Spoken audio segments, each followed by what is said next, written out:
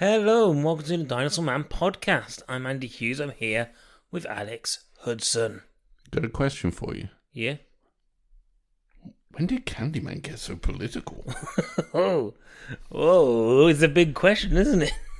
I'm fed up with this PC Candyman. How dare they put lefty snowflake woke politics in my Candyman movie? I'm sorry, this film is woke now? So, I don't know if we want to discuss this, right?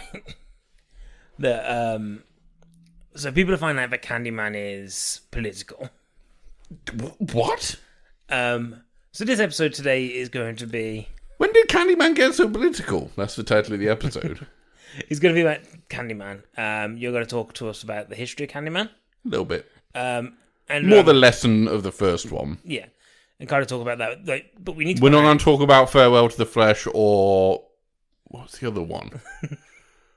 I'm the Candyman and I'm going to get you. There's another Candyman movie that's no good. But we're not going to talk about the new Candyman movie, mainly because we haven't seen it.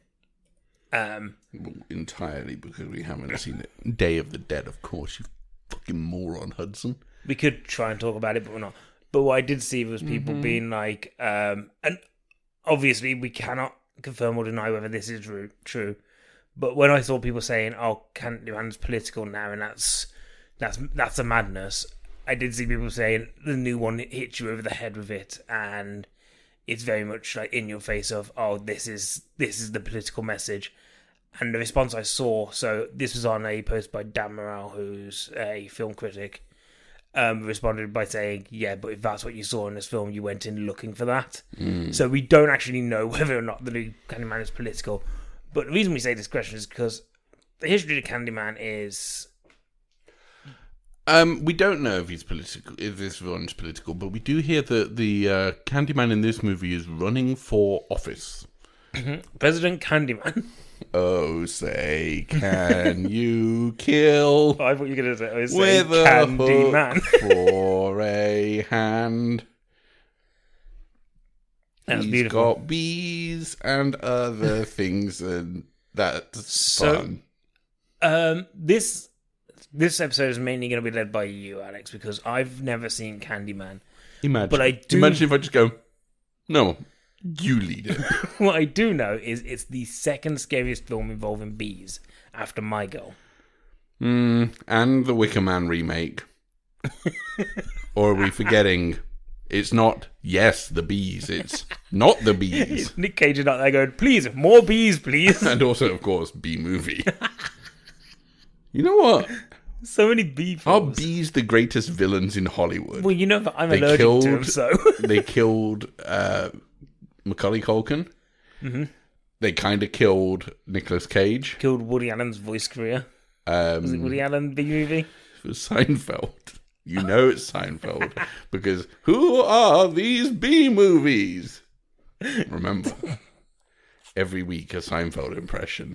Good. And they could theoretically kill me. And that's the greatest Yeah, but like crime. they could kill anyone. That's the greatest crime. You know what? I wish I had a ton of bees right now. Just a box of bees, just to throw at me. Can you look after this box for a minute? Maybe look inside. Oh, also, can you pour this honey all over your face? Weird that they're attracted to honey. Or are they? Is that just a thing I thought that's just a thing. From the cartoons? Yeah, isn't it like you want to be covered in pollen, really? You catch more bees with honey than you do with shit. Vinegar. Vinegar, not shit. Because they hate vinegar. That's why you never find a bee in a chippy. Just salt, please. Okay. Sharing with my mate the bee outside. Here's your one small chip, Mr. Bee. Because he's still a bee. He's just carrying a giant He's still the coin. size of a bee. It's just, yeah. He's got, what's the lightest coin? Like a 2p. Well, Well, I one feel pence, like surely. he wouldn't queue up. Oh no, that's because bees are rude. There's a queue here. I'm a bee here. He tells you to buzz off. Kind of weird that the most famous bee of all time was Buzz Aldrin. Oh dear. So we're going to talk. I believe we can put a bee on the moon. I made it. little bee in an astronaut outfit. This is one small step for man, one giant leap for bee. I claim this moon for bees. Just a little flag, and the wasps are down on Earth, just like, we could have got there first. We have to settle for here. The wasp versus bee space race. Quick, build the rocket to Mars. The Hornets apparently are looking at Jupiter. Those yellow jackets are going to Neptune. Remember how the start of is it 2020 or 2021? Like all years are the same now. We were all worried about like killer hornets. Do you remember? Not only were we worried about that, but we were also worried about all the bees were going to die. Yeah, bees. I feel like I don't think I've seen a bee in 2 years. I've seen a wasp. Oh, we've seen wasps. Of course, we've seen wasps. I ain't seen a bee in 2 years. Did we kill the bees? Well, I've seen wasps wearing the bodies of bees, pretending being like. Did they all go up to the moon at the start of COVID? Were they affected more than anyone else? Maybe. But look, bees are. Every year, the bees are running a campaign saying the bees are dying out and we need to save them, right? And I think, actually, bees just have the greatest publicist in the world in making everyone believe that you've got to look after them. They're like, oh, no, I'm just a poorly bee. You've got to put out some sugar for me. Well, they're delighted at the moment because they obviously have a new spokesperson who's in the public eye, Cardi B. Who, if you told me that Cardi B was just a swarm of bees in the shape of a human woman, I'd be like, I could believe that. Because I don't feel like that voice can come out of that person's mouth. The interesting thing with Cardi B is, other than the fact she's a great publicist for the bees, the great thing about her is her rapping and singing and stuff. Yeah. Singing, I don't know if that's accurate. But it's a different voice to her talking voice. In the same way that Vin Diesel's Fast and Furious voice is a different voice to his publicity for Fast and Furious voice. I'm really excited to be in this movie. Family. Although that was, of course, a little bit Statham. But I'm glad that they got Cardi B because they've been really struggling since the Bee Gees. Well, the problem is, it's only Barry left now. And it was just too much work for him. Like, he's got to have a day off. He gave up being a bee years ago. He's always been more of a G, if you ask me. So that's why he was on Ain't Nothing But a G thing. Okay, we should get on with the thing. Today we're going to talk Candyman, and obviously I'm hot already. Before we do that, we have to summon you by saying Alex Hudson. Alex Hudson. That would have been a fun Alex thing to Hudson. do at the beginning. I realise it's like now. Alex Hudson. Alex Hudson. Was that 5? Yeah. Okay, cool. I'm here. Yeah, it would have been really cool to do it at the start, but then I realised that I should probably do it anyway. But also, like, because Candyman gets summoned when you say his name 5 times. Candyman, when you say Candyman 5 times, it's sort of, there is a mystery to it, and there's a sort of, when you say like just someone's full name, it doesn't have the same effect. Like Alex Hudson. It's like, yeah, it's just I'm not listening to you, and you want me. Anyway, so let's talk about Candyman. Yes. Because I don't know, guys, if you understand that we live in the 21st century now, and it's a very political time to be alive. But has Candyman always been political? Well, these are the questions we will ask over the next 4 hours. So let's go back. So the first Candyman came out in... I'm not going to be talking about Farewell to the Flesh or Day of the Dead, by the way, because, quite frankly, they're not worth talking about. So the original Candyman came out in, what was it, 92? I feel like is right. Unfortunately, if you put Candyman into Google to try and search for the release date, it just comes up with 2021.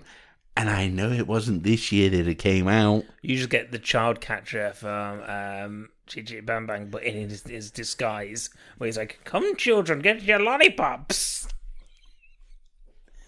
We know who you are." And it's incredible that it came down to Wayne Sleep or Tony Todd for the role of Daniel Robitaille.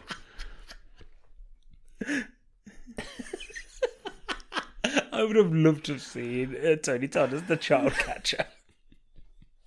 So, So did you find out what year it was there? Yeah, it was 92 that the film got released. Yeah. So it's just very funny. It's a funny notion, is all it is. Anyway, so I don't know how much you know about Candyman. I don't know what you know about. Using a hook hand. Yeah, so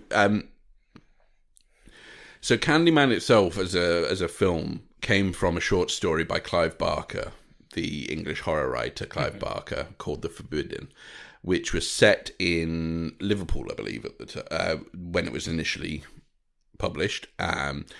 And then was optioned into a film, and then the location was changed from Liverpool to Chicago. Make it scarier. Never scarier than Chicago. But then, importantly, another change that came in was the ethnicity of Candyman himself to being a black character, which hadn't been the case in the original story. So the original story is essentially the same in that it follows someone doing a thesis on graffiti and urban legends that show up in that graffiti. So in the film, Virginia Madsen is doing it specifically on urban legends, whereas it comes from this thing of graffiti into urban legends in the original story. But the location changing was obviously part of the, they weren't going to make a film that was set in Liverpool in 1992. This was before Full Monty. English working class towns being represented were not de rigueur. They weren't the done thing. So it changes the ethnicity of Candyman. It changes the location. And these are two very important steps because by doing so, it kind of changed the entirety of what the story was. And it puts an interesting spin on it because the idea of there being a sort of... and this would come years after the fact because, of course, no one really understood that Candyman would become a sort of icon of horror cinema at that point. And it's interesting that just by having 3 films, which in the grand scheme of horror is not that many films, Michael Myers has had 14 films at this point. Too many, some would say. Freddy Krueger had 7, I think, in the original stretch, and then, there've been reboots. Leatherface, another one who's had bunches and bunches of films, and they're all icons of the industry, and yet Candyman kind of is as well. I think you'd probably classify him as sort of on the fringes of that sort of star team. He's not on the All-Stars, but he's on the bench. He's on the division championship team. And from only having 3, now 4 films, I think that's kind of impressive that there has been this longevity. The interesting thing is that even in 1992, it was trying to tell a story that I think a lot of people weren't really grasping onto, which is, and I think this is the kind of takeaway for the whole film, is actually Candyman isn't the villain of the story. Yeah. In the traditional sense, yes, he is. He has a hook for a hand and he kills people. But he kind of does and he kind of doesn't. It's a real the old man and the gun situation. Is he or isn't he a gun? Yeah, famously, the film's question was, is Robert Redford a gun? You never told me the answer. You see him and sometimes he's carrying a little gun polish in his pocket. And he just rubs it on his forehead and he goes, much better for my gun head. Sometimes he takes his safety off and he cocks himself. Gross. I hope no one came here to learn. Is what. So what is the story of Candyman? I don't know. So the story of Candyman. Okay, I'll give you the brief plot synopsis. Basically, so Virginia Madsen plays this this graduate student Helen Lyle, who is doing this thesis on urban legends, and sort of investigates this legend of Candyman, which is you say his name 5 times into a mirror. And he will appear. Is the mirror even part of it? I can't even remember if a mirror is part of it. No, a mirror isn't part of it, I don't. I think it's in the trade of a new one, they say it into a mirror, don't they? Yeah, but I don't think that's... I don't think you have to say it Oh, into no, a mirror. it says here when a person says his name 5 times into a mirror. So it is into a mirror. So he appears and kills the summoner by using this hook that's attached to his bloody stump of a hand. So she investigates this because it's part of this thesis she's doing, and she gets further involved in it. And there's been, murders in certain areas that have gone unexplained or things like that. And she's trying to work out where does the line between urban legend and reality blur, because obviously this can't actually be happening. It must be someone is using the Candyman gimmick as a cover-up for their murders or whatever. And then it sort of delves into her basically losing her sanity in terms of that, and sort of losing her grip on reality and getting sucked into this sort of netherworld, whatever you want to call it. Yeah. And it's interesting in that it's a film that fundamentally is telling a very simple story of this guy appears and he kills people if they say his name into a mirror.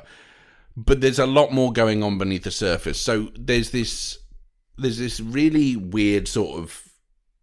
Yeah, there's this really weird sort of running theme through the film, which is that actually, yes, when you actually watch the film back, and I watched it maybe 2-3 weeks ago, Helen Lyle as a protagonist is innately unlikable. And the whole film is geared with this angle of her doing this white saviour bit. Yeah. So she's going into an almost entirely black neighbourhood and going in and saying, I want to know more about your culture and about what you're experiencing, because I'm here to help you get around this thing and to not be afraid of the Candyman. And it is this kind of uncomfortable... it's this kind of uncomfortable thing where she's asking, anyone in her life that comes from that background, she's asking them about... Oh, well, what does, asking cleaning ladies, what have you heard about him? Yeah. What do you know about this thing? And then she even goes into the neighborhood and they kind of say, oh, well, the only time white folks are here is to try and do us harm. And she's like, oh, no, we're here to help. But what's interesting is that she's there with her best friend, who is also black, but she regards her basically as another white woman because she's light-skinned.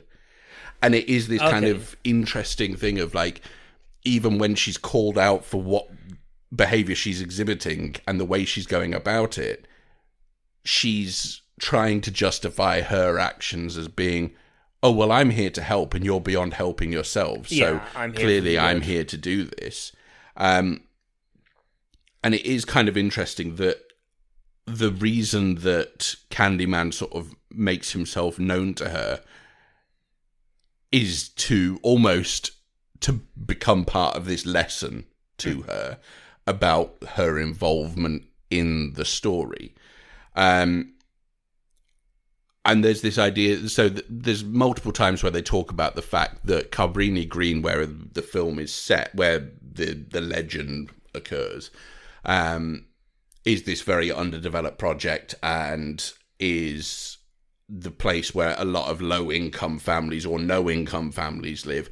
And then it cuts away to, and she's living in this sort of penthouse apartment in the Loop, and they're saying, well, this is just another barrier that's been set up in the same way that the L train was set up as like a barrier between this neighborhood and the next. Yeah. This is very much a case of like, this is something that only really affects this area, and you're trying to involve yourself in it as a spectator, thinking that you're above it. And, there is some subtle sort of imagery there in terms of them looking out over the landscape of the city and clearly looking down on these other areas because she's living in this penthouse with her professor husband. And so, yeah, she then becomes more ingrained within the sort of legend and turns up at moments and turns up after murders and suddenly starts getting herself implicated, and very hard for her to explain why she's there without sounding insane, basically.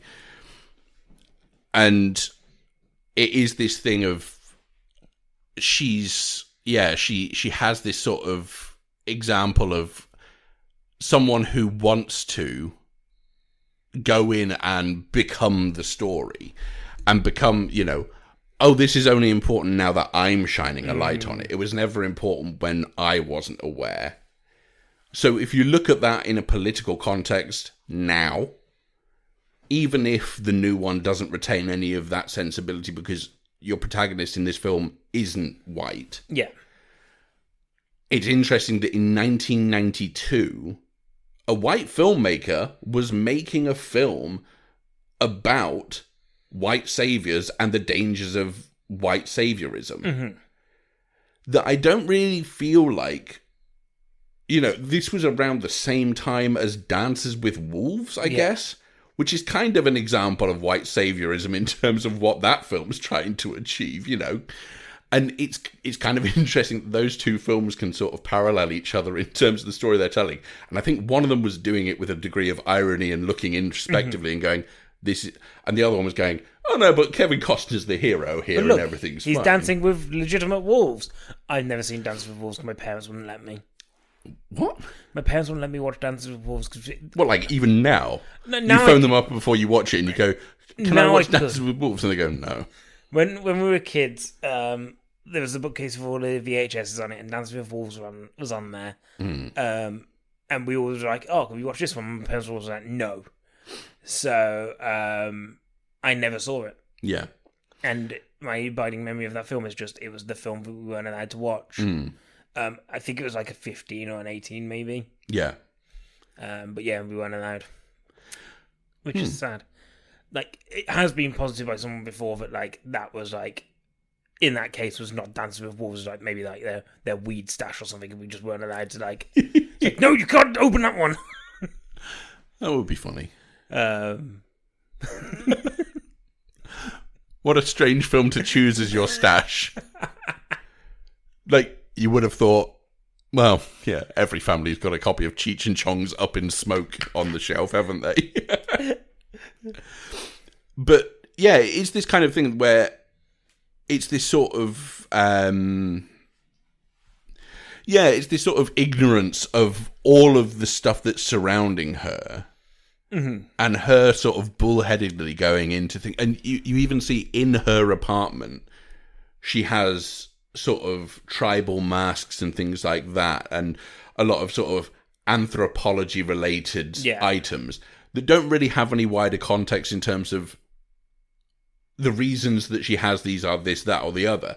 It's just a case of, it feels again like it's leading into this idea of this woman is culturally appropriating a lot of different things and is being this sort of voyeur into other cultures without wanting to actually help, but actually just wanting to be seen to be doing the right thing and to essentially virtue signal the fact that, oh, well, it's terrible this thing is happening, and because I'm telling you about it, it should be important because I'm a lovely white lady who has got a rich husband who's a professor, and I've got all of these things in this wonderful apartment.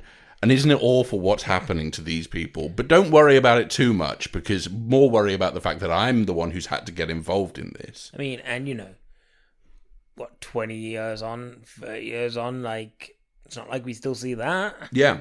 People being like, oh, look at this, what's happening to people of different groups from me, and isn't it interesting that it's happening to them now that I'm saying as much? Didn't see any of that last year. Yeah, exactly. And the idea of Candyman then coming into this story essentially then boils down to the fact that she doesn't believe initially, because obviously who would? It's a sort of ridiculous notion to believe in an urban legend. But as time progresses, he wants to make sure that she believes in his reality, that there is an existence of this man who is a product of his origin, the origin of the Candyman mythos in the movie, is that he was, I believe, the son of a slave who was a talented artist who ended up having a secret affair with a white woman, which was then sort of found out about, and then he was essentially lynch mobbed and had his hand cut off and replaced with this hook, and then was smothered in honey and had bees attack him and sting him to death, essentially. And when your sort of lead character in your mythos is the product of racism, then how can you ever escape the fact that this is going to be an anti-racist film? You know, this is something that explores that idea. And it's the fact that she goes into it thinking, well, no one could believe this is all, you know, this is all hearsay and this is all, there must be a reasonable explanation. And then the fact that he then appears to her and manifests himself, it's almost like he's trying to, what's the word I'm looking for? Not validate himself, but make her aware that he has a place in history. That has been largely erased over the years. You know, those people who did that to him, they're still acknowledged as being real. He was the one who died. He was the one who's forgotten. Through systemic racism. And he's been cast aside as a urban legend rather than as an actual person who lived, breathed, and existed. And now he's having to show white America that the evils that were done onto him were done onto a human being. They weren't done onto a story or a character that he lives and breathes or lived and breathed. And this is his retribution towards that. And there is, I think there's something fundamentally very uncomfortable about the film in terms of it wants you to confront that. But I think a lot of people may well just watch it and go, oh, it's good when he turns up and he kills people with a hook. And it's like, that's your very surface level. He does turn up. You're right that it's there, but beyond that, that is paper thin surface level what's going on in the film. The rest of the film, and I think it might depend on what age you last watched it, or potentially. So what age did you see it at first? I would have seen it first, probably around 13, 14, I feel like. And I don't know if you can even remember back to that point. No, I can't. But I can definitely remember that I never really read into it in the same way as I did when I recently rewatched it. Because, like I say, I rewatched it about 3 weeks ago. I think I watched it about a year before that as well. And these last two times are the times that I've really latched onto. There is so much beyond what's happening on the surface level of the story. And when you read into the subtext of the film, the conversation it's trying to have is one that I don't feel was being had, certainly in mainstream horror cinema at the time, all that often. You know, you had your examples of things like, you know, George A. Romero with Night of the Living Dead had a black protagonist be the saviour and then get killed by literally by a white mob. So it's not that horror cinema's ever shied away from this. It's just a case of, I can't think of, in the 90s, I can't really think of another example of something doing this in that way and having quite a widespread appeal on a commercial level. Because, I mean, you know, Candyman wasn't exactly, you know, it wasn't the highest grossing film of the year. But let's see, I mean, it grossed $25 million on a budget of $8 million. That's not bad for a horror movie at that time. That's not bad in terms of, particularly because it's trying to be much more artistic. with the way it tells its story than a lot of horror movies would try and be. The other really interesting thing about Candyman is it has this beautiful, beautiful score by Philip Glass, which is like, that's a big get for any movie, let alone a horror movie. Like, having Philip Glass do your soundtrack, do your score, and it be really, really good is just like, there is so much about this film that I really like. And when I went back to watch it, I was like, you know what? It is one of those films that you don't really appreciate, I think, fully the first time you watch it. And I think a lot of that is to do with the fact that it sort of tries to do one thing, and it doesn't shy away from the gore aspects, but it also doesn't shy away from the idea of introducing ideas into it and saying, okay, yeah, you'll get your bucket of blood, but you're also going to have to think about, well, what's going on here? Yeah. And I think that's kind of interesting in that I think a lot of people may well watch that film and then not watch it again for years and just presume that all it is this hook-handed killer is coming out and slashing people up in bathrooms or whatever. And yeah, that's there. And if you want that, you can definitely view that film on that basis of just, well, that's all it is to me. Which is fine. I'm not saying that that's the wrong way to read the film, because you read the film the way you want to read the film. I'm hoping that what I've done here is I've convinced people to go back and rewatch the film and watch it with that intention of like, okay, so let's see what's going on here and hopefully find the same things that I did. Yeah. Because it's not like I don't think it's sledgehammering it. So if the complaint about the new one is partially that it goes in very heavy-handed on it may do. I don't know. Yeah. Haven't seen it yet. I'll see it at some point in the next couple of weeks, so it's on for next week's review. But I haven't got the implication that it would be, because this film doesn't ever really feel like it's trying to sledgehammer it. But then the more you pick at it, the more you realise, oh, it's everywhere. Yeah. This thing is running through the DNA of this film. It's not just a one-time drop and mention. Yeah, it's very much like every single thing that happens in it, you can then start going, oh, but I can see all of the parallels here. And like, it's like, if you're not looking for it, it's probably innocuous. Yeah.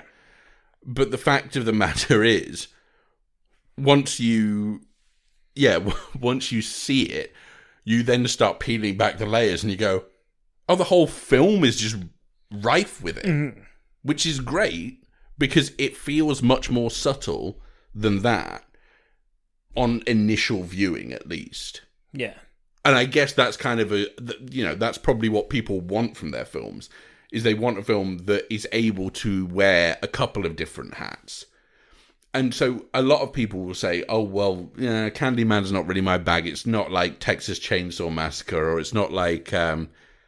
But then again, Texas Chainsaw Massacre is a political film in the same way. And all films are political.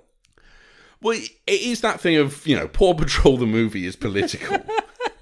because it's telling us to respect authority figures. That's exactly what I was going to say. It's saying that law enforcement is essentially a good organisation that has no problems, apart from the fact that it occasionally pisses on the floor. They do have that whole sideline of the APAB. All paws are bastards. It's true. I believe that they are. But I don't want to spoil the end of the film. Yeah. But there is a thing that happens at the end of the film that kind of summarizes all of what's happened in the previous sort of 90 minutes, 100 minutes, in that it gives you there's two outcomes for the different protagonists, for Helen Lyle and for Candyman himself. Yeah. And the fact of the matter is, it's more important that the right thing happens at that point. Mm-hmm. Because otherwise it undoes all of the hard work that film's done up until that point. And the right thing does happen. But it's really interesting that I think a lot of people, I've gone back and I've sort of read reviews from the time, and a lot of people didn't read into it in the same way. Yeah. And a lot of people did see it on a very surface level and were kind of upset about the fact that, she's reduced to this sort of hysterical mess, and, you know, she's made out to be a liar about all these things, and it feels like she's a weak protagonist because she hasn't really got much to do herself. But it's like, but the story isn't hers. Yes. The story is that community's, not hers. She's very much a bystander who happens to get involved in it. And the whole thing is this sort of morality tale about why not to be a white saviour. And I just think it's fascinating that, you know, in 1992 it had that conversation with its audience. And in 2021, 30 years on, basically, the audience are going, yeah, but it wasn't a political film. Or it was never this political. It's like, have you watched the fucking movie? Because even if you do the smallest amount of digging into it, you can see it everywhere. And so while it was fundamentally a big moment because you had a black horror icon born in that year, it never really, you know, it never really shied away from the fact that it was trying to do much more than just put Tony Todd on the horror, you know, on the horror landscape.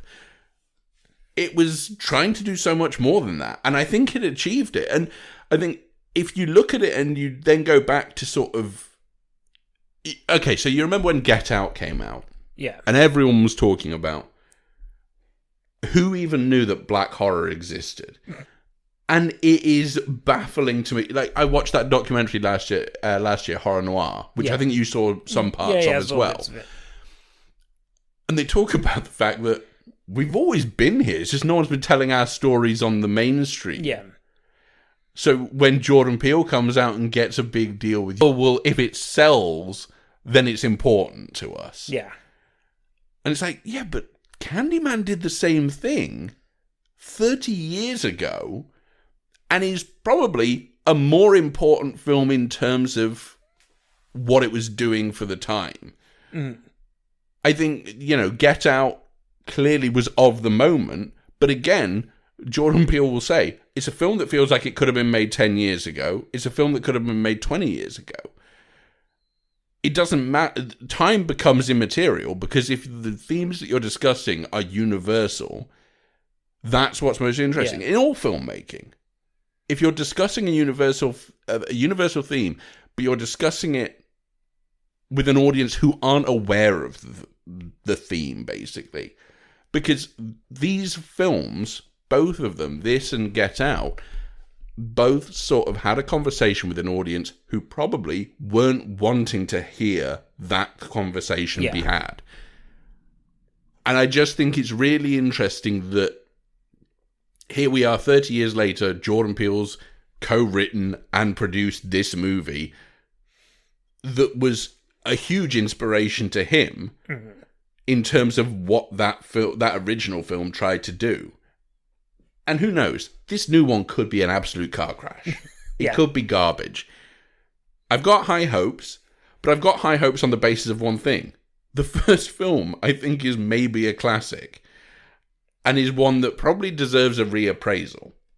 Because I think a lot of people probably will go into this new one and be like, hey, co-written by Jordan Peele, produced by Jordan Peele, this is exciting. But it's like, I think a lot of the people going to that film probably will never have seen the first one. Yeah. And the first one, I think, is really great. And the benefit of the first one is it's not one of those films that sort of stands out as being, oh, well, it's too horrifying to cope with, or, you know, it's an overwhelming sort of horror experience. The horror sequences are good, but it never is too much to handle. It never feels like it's trying to push for that. Because I think it wanted to make itself relatively approachable in the grand scheme of things. I think that's kind of an interesting thing as well, that there is this sort of element beyond that of this film should appeal on a wider scale than just to horror heads. Yeah, it gets more eyes on the film. And it's a shame that, that box office doesn't indicate that it was a breakthrough hit in terms of crossing beyond the horror genre. But it got to an audience. But it did something more than box office numbers, didn't it? Yeah. It became something more cultural. Yeah. I have a big question for you, and I don't know whether this is a question to kind of talk about now or maybe in the future. But talking about Get Out, do you feel there is a renaissance in the political horror kind of genre of more of these? So think about stuff like His House came out. Yeah, I mean, last year. I seem to see more of these kind of films where they are horror films per se, but actually they're probably a little bit more than that. Yeah, so there's this idea of intellectual horror that exists. Mm-hmm. So we're talking the Chucky film that started Aubrey Plaza. What if the doll was a killer? I mean, to be Chucky fair, that's been the case since the 80s. But no, there is this kind of idea of there being this disconnect between intellectual art horror and then mainstream horror. And okay, so things like the Conjuring series. Yeah. I'm fully aware they're not trying to have a conversation bigger than spooky ghost is spooky, which is fine because some people just want to see spooky ghosts. Mm-hmm. And they get them. Usually by the bucket load in those films. Sometimes they just want a little bang that they don't expect, but make them jump a little bit. And and then art horror or intellectual horror or whatever you want to call it. There's then these subcategories again within that. So you've got the political side of things with things like Get Out and Us and what was the other film you just referenced? His House. His House, yes. And His House was great in that, again, it's telling a story that isn't universal to everyone who will be watching the film, but is a story that is all too familiar to more people than necessary. Mm-hmm. The idea of being a refugee is something that the majority of us will never have to deal with. And we're seeing that now with Afghanistan. It kind of feels timely in the sense that there are people fleeing for their lives from a regime that is out to impose themselves in whatever way they deem necessary. Yeah. And there are people who are terrified for their lives. His House blended so perfectly the idea of being a refugee from your own country, so therefore not belonging there because you physically couldn't belong there, but carrying all the weight of history and carrying the weight of culture with you to your new homeland, in inverted commas, where you also don't fit in because that country isn't it isn't the sort of wonderland it's been painted out to be. Yeah. It's a harsh reality. The life isn't easy. And people in your new adopted country don't always make it easy for you. Mm-hmm. And there's this conversation to be had that I think Remy Weeks really balanced really well with His House of you've got the thing that you're running from, but then you can't ever run from the stuff that you've seen and the stuff that you've experienced. That's always going to live with you. Yeah. And no matter how far away physically you are from it, emotionally, you're still right there. Psychologically, that horror will still live with you.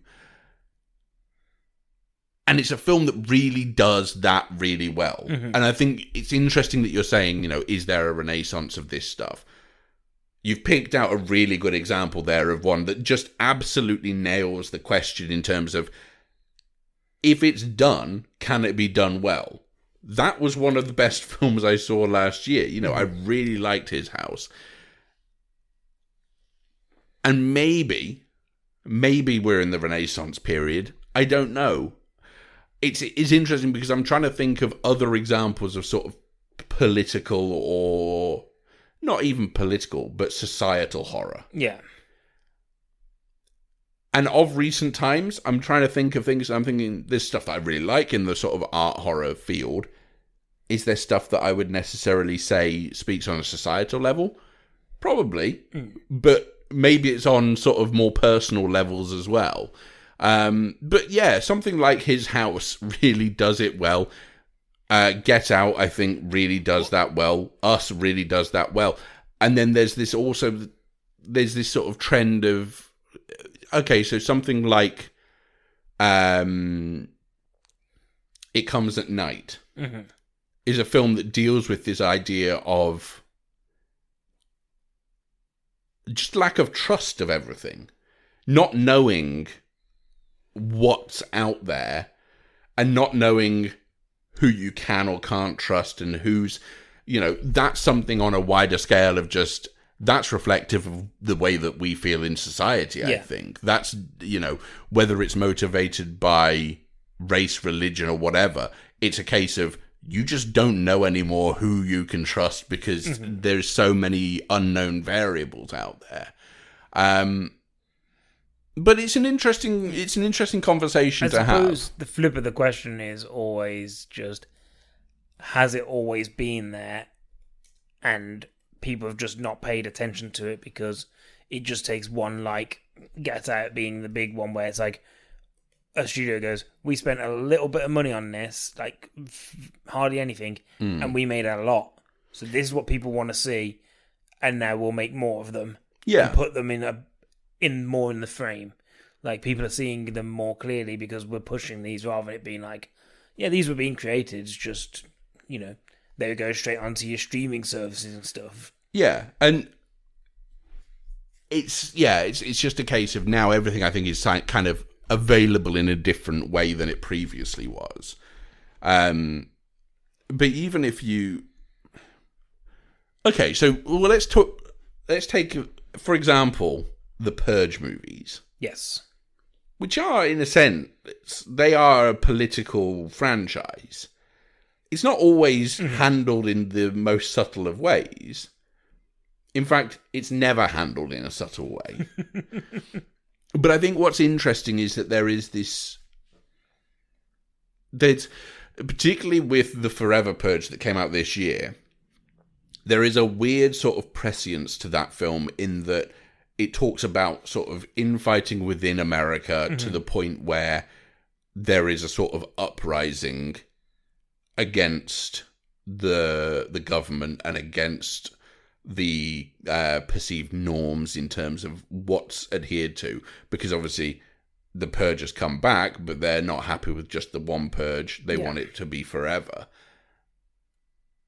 And then you look at the release date of that movie. It was scheduled for release in June of 2020. 6th of January rolls around. And then we have the film come out 5 months down the line this summer. Yeah. But the film was meant to come out last year. They haven't done reshoots where they've added this storyline because that storyline's the whole film. They haven't reshot the film. So is it interesting that The Purge is maybe the film that best reflects, is able to predict a lot of things that can happen? I'm pretty sure we claim that the Purge instigated the 6th of January. So that to get the, the publicity that it needed. I think we might have said something about that, yeah. But it is that kind of thing where you're kind of like, I don't want to give The Purge too much credit because I don't think it does what it does. I don't think it does it with any degree of skill that is impressive. I think it's kind of like when you're at GCSE drama and you think you're doing something really brave and political, and then you look back at it, you're like, oh, I just wrote a parody song. Is what I did,